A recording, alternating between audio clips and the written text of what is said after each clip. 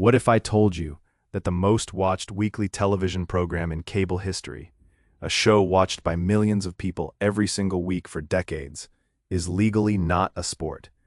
Not because it's fake, not because someone made a mistake, but because WWE's own lawyers stood in front of a state legislature, argued that their product was closer to a Broadway play than a boxing match, and won.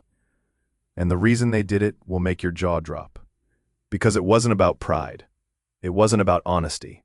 It was about money, and a tax bill that would have changed professional wrestling forever. But here's the part nobody talks about. Once they won that argument, they couldn't take it back. And every single thing that flows from that legal decision, every injury, every death, every wrestler who went broke after 20 years in the ring, all of it connects back to that one ruling. 10 facts. Every one of them sounds completely made up. I had to fact-check half of these twice before I believed them myself.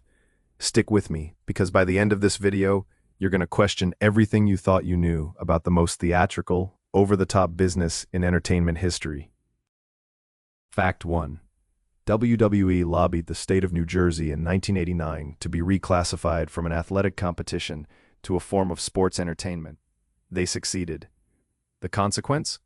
They no longer had to pay state athletic commission fees, the same fees boxing promoters, kickboxing promoters, and later MMA promoters are legally required to pay.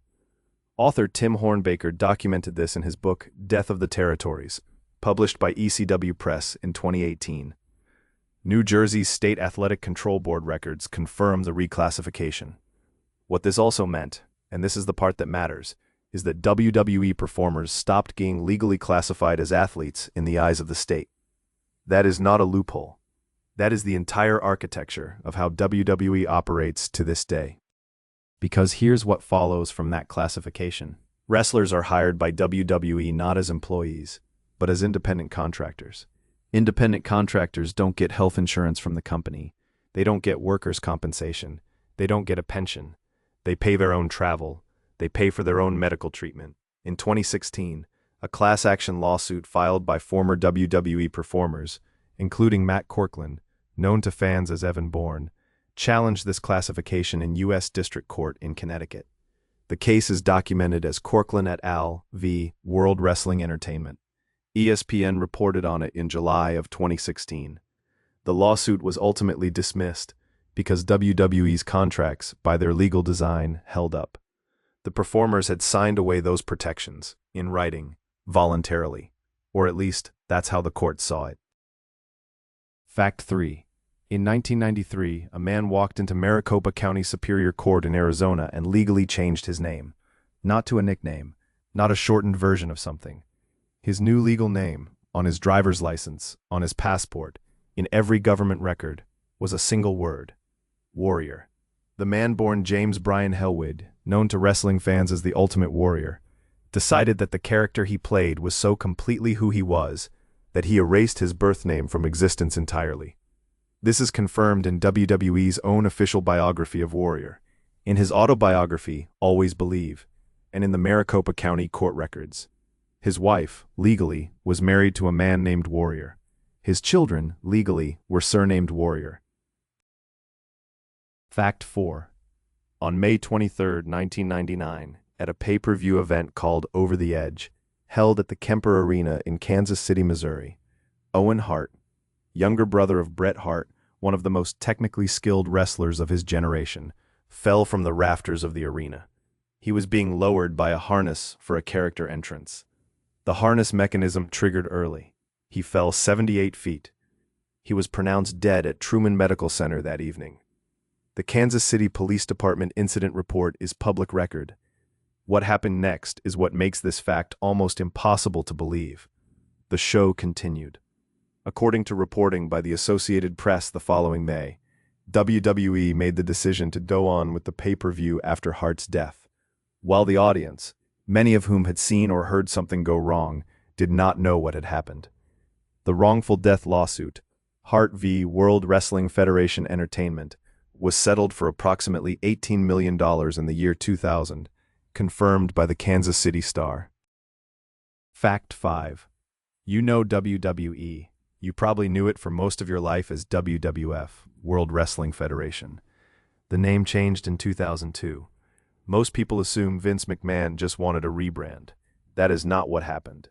In 2001, the UK Court of Appeal ruled against the wrestling company in a trademark dispute filed by the Worldwide Fund for Nature. Yes, the Panda Conservation Organization.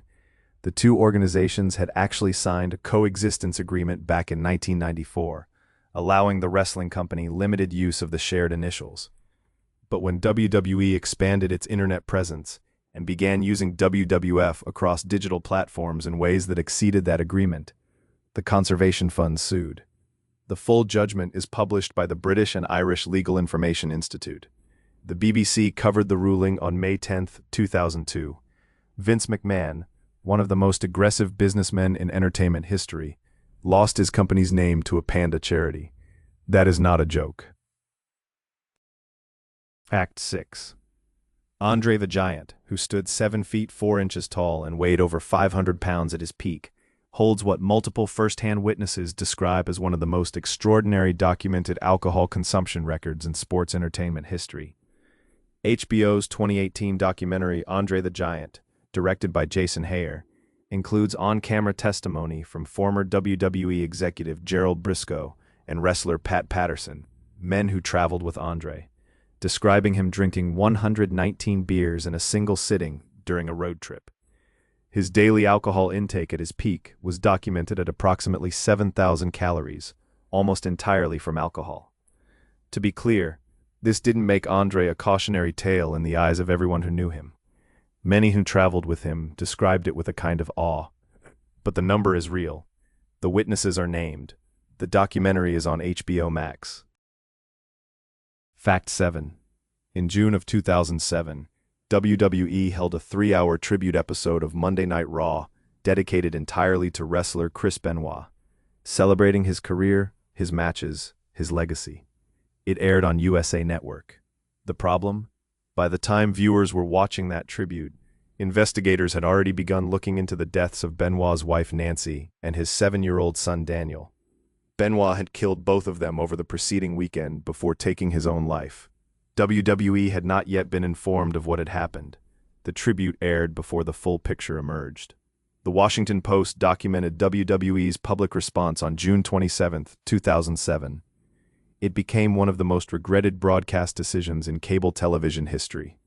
WWE has since removed Benoit from virtually all official records, archives, and the Hall of Fame. Post-mortem brain examination by Dr. Bennett Omalu found severe chronic traumatic encephalopathy in Benoit's brain, detailed in a Sports Legacy Institute report in 2007, and later reported by the New York Times in 2012. Fact 8. In January of 2024, and I want you to understand this is not ancient history, this happened 14 months ago at time of recording, Vince McMahon, the man who built WWE from a regional promotion into a global entertainment company worth billions, was indicted by a federal grand jury on charges including sex trafficking and racketeering. The indictment, United States v. Vincent K. McMahon, was filed on January 26, 2024, in the U.S. District Court for the Southern District of New York. McMahon pleaded not guilty. Reuters and the Associated Press both reported the filing on the day it dropped. This is the man who ran one of the most family-friendly television products on cable for 40 years, whose shows aired on Saturday mornings for children, facing federal charges of this nature. It sounds like the plot of a Netflix drama. Here is the twist. Here is the part that surprises even people who already knew most of what I just told you.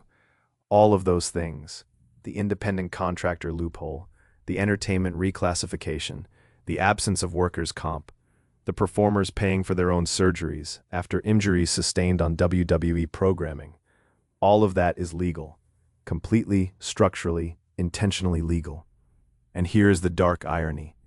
The very argument WWE made in 1989, this isn't real, this is entertainment, it's more like a play than a fight, is the same argument that meant performers who genuinely, physically destroyed their bodies doing this entertainment had no legal standing to claim the protections that a real athlete would have. The fakeness of the outcome was used to deny the reality of the injury. That is not a metaphor. That is documented American labor law. and it took over 30 years and multiple failed lawsuits for that reality to become widely understood by the public. If that blew your mind, and honestly it should, there is so much more where that came from. Every week on this channel, we find facts that sound completely invented and prove they're completely real. Hit subscribe and ring the bell so you never miss one. I'll see you in the next one.